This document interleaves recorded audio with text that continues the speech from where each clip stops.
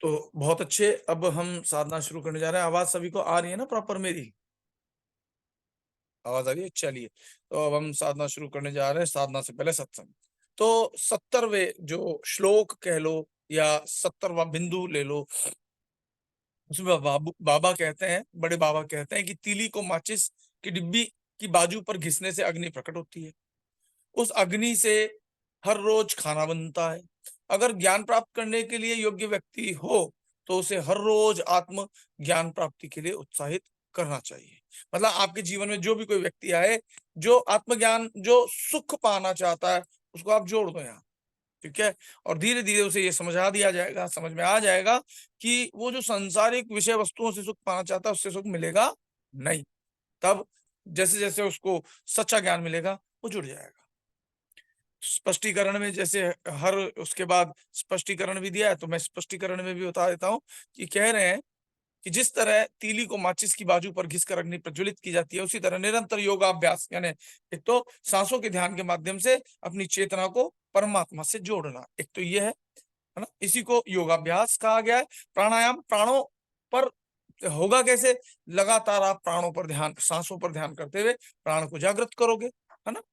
प्राणायाम से कुंडलिनी जागृत करने का प्रयास करना चाहिए। तो प्राणायाम हम जो कर रहे हैं ना, सहज वाला, वो ठीक है। हठ योग नहीं करना हमें। ठीक है?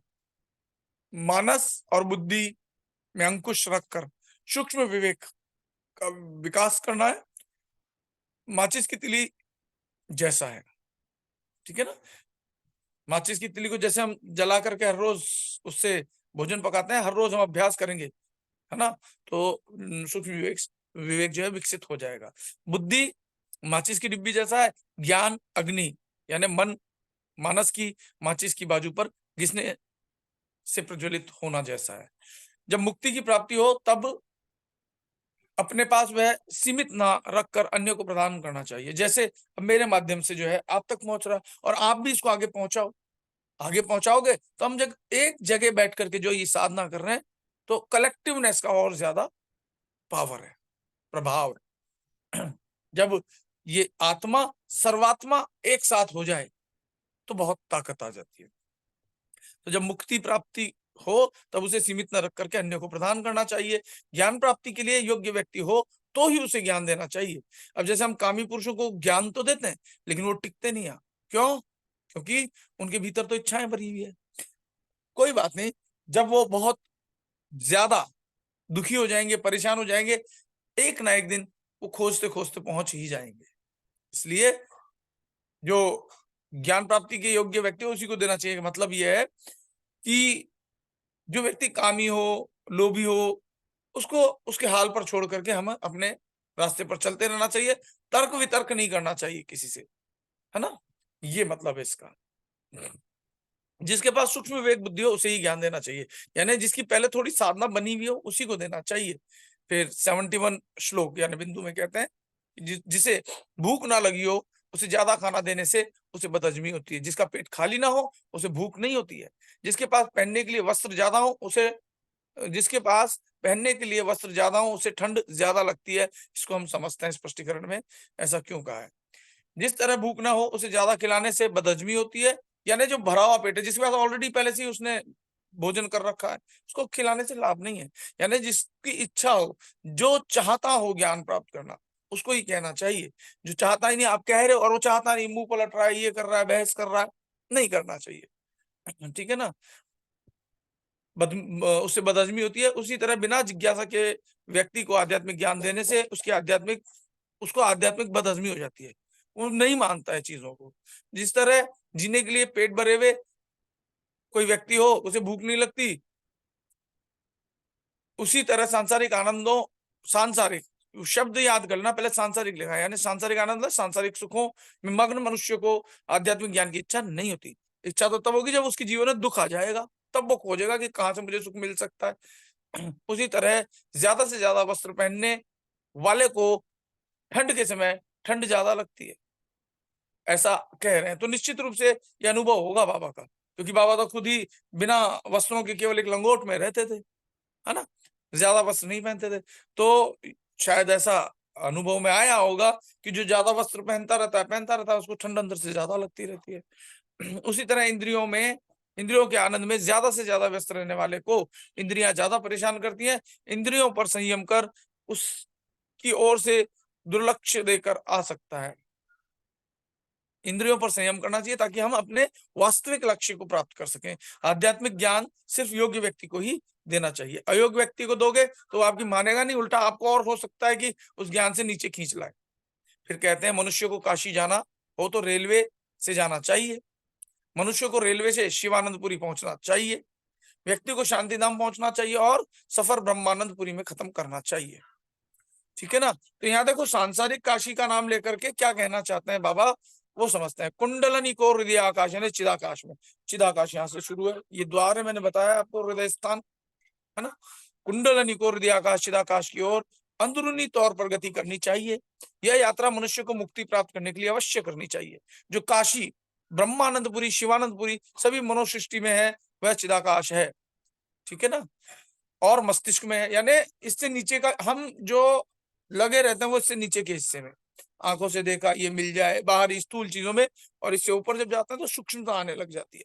तो यहाँ की बात कर रहे हैं बाबा कि काशी जाना चाहिए, हर व्यक्ति को काशी जाना चाहिए, यानी शरीर के भीतर शिवानंदपुरी पहुंचना चाहिए, ब्रह्मानंदपुरी पहुंचना चाहिए, फिर यहाँ से भीतर प्रवेश करते करते अपने परम सुख धाम तक। यह सब मतलब चिदाकाश या चेतना का आकाश है। चिदाकाश के साथ एक हो जाने के बाद हमें उच्चतम आनंद की अनुभूति होती है, यहाँ पर करनी लिखा है। ठीक है ना। तो ये जैसा कि बाबा ने बताया, आप बड़े बाबा की बात को मानो, क्योंकि बड़े बाबा की बात को मान करके बहुत सारे बाबा बन गए हैं। तो आप भी परमात्मा से जब कनेक्ट होगे तो आत्मा की स्थिति में तो आ ही जाओगे। फिर कहते हैं मनुष्य को अपना ज्ञान प्राप्त करना चाहिए, अपना अपना निज का, जिसे चित्त पर विजय प्राप्त किया है। जिसने चित्त पर विजय प्राप्त किया वही मानव है। जिसने अपने चित्त मन पर नियंत्रण नहीं किया वो मानव है ही नहीं, वो तो पशु है। वह संयमी है वही योगी, और वह सब में आत्मा को देखता है।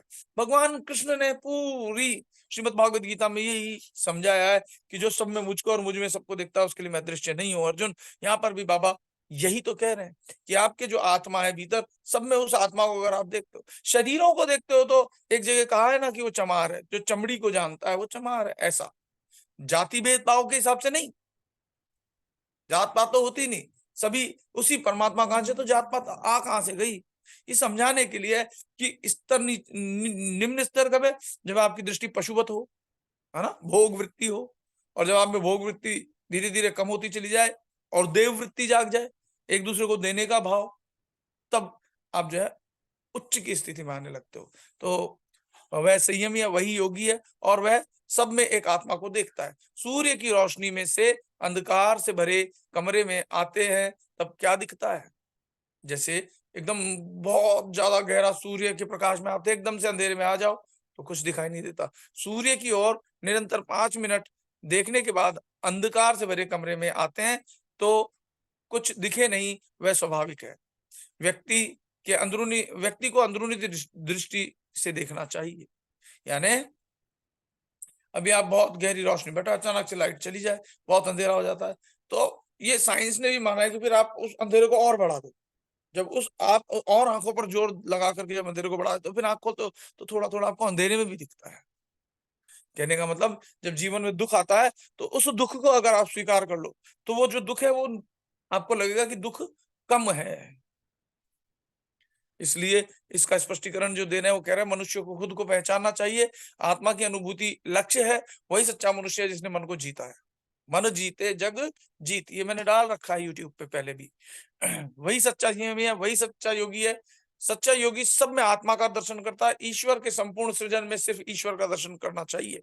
सूर्य की रोशनी में घूमने के बाद अंधकार से भरे कमरे में प्रवेश करते हैं तब क्या दिखता है, कुछ नहीं दिखता। यह एकदम स्वाभाविक है। दिखता है विश्व निर्विकल्प समाधि की उच्चतम दशा की इच्छा रखने वाले के लिए एकदम सूना हो जाना चाहिए। यह स्थिति शून्यता की स्थिति है।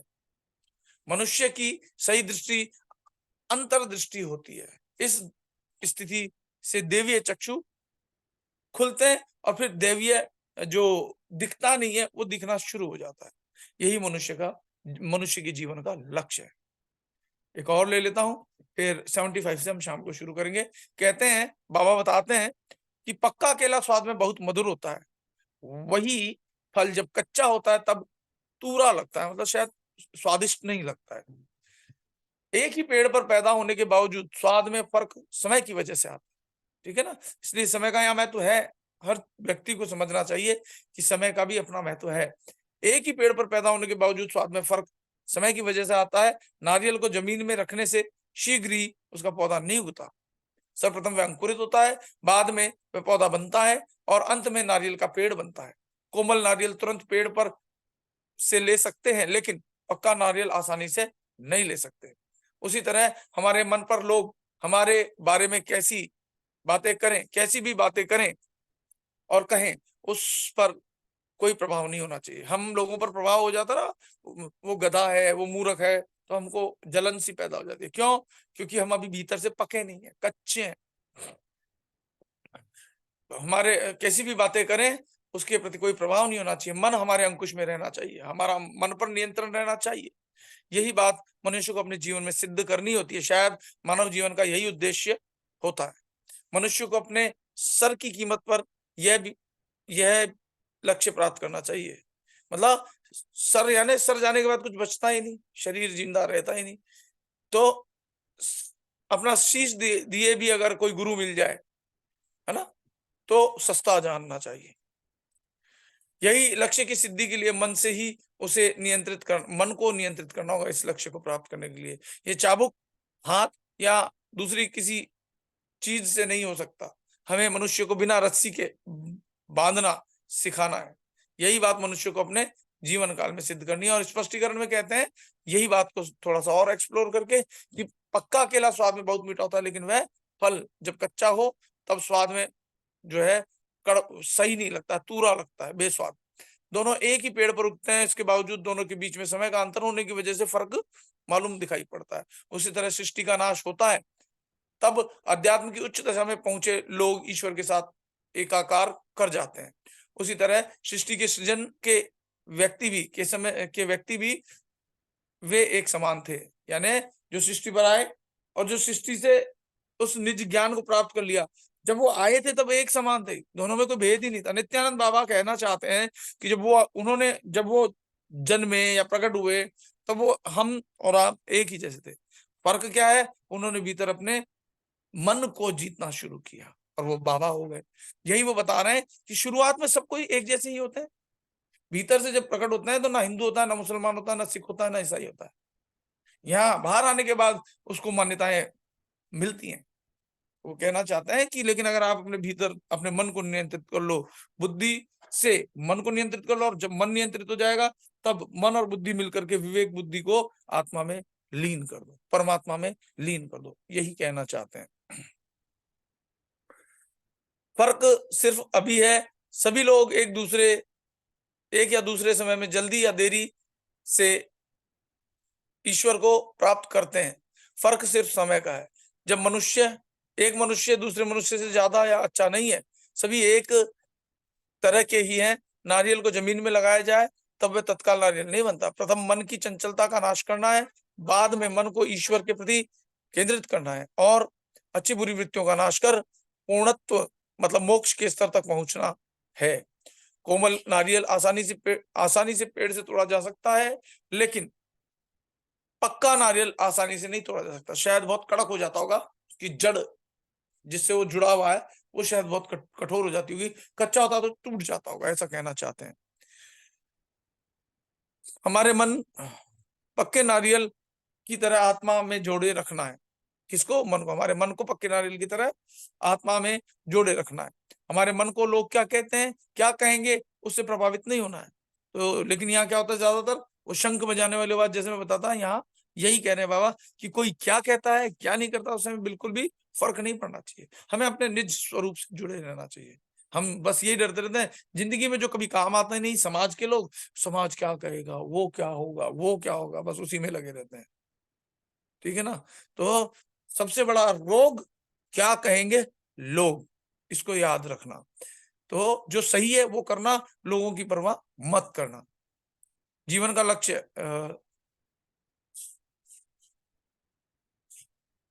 मन हमारे अंकुश में हो तो आत्मा से एक कदम भी वह दूर नहीं होना होगा। अगर मन नियंत्रण में नहीं है तो ही दूर होगा। मनुष्य को अपने जीवन में यही सिद्ध करना है। जीवन का एक लक्ष्य है, अपने सर की कीमत पर भी यह सिद्ध करना चाहिए। सर की कीमत मतलब शीश दिया अगर गुरु मिले तो भी सस्ता जाने से, कबीर साहब ने भी कहा है यही बात को। गुरु को हमें जो प्रहार करने हैं वह बाहरी अर्थात मोक्ष या किसी चीज से नहीं।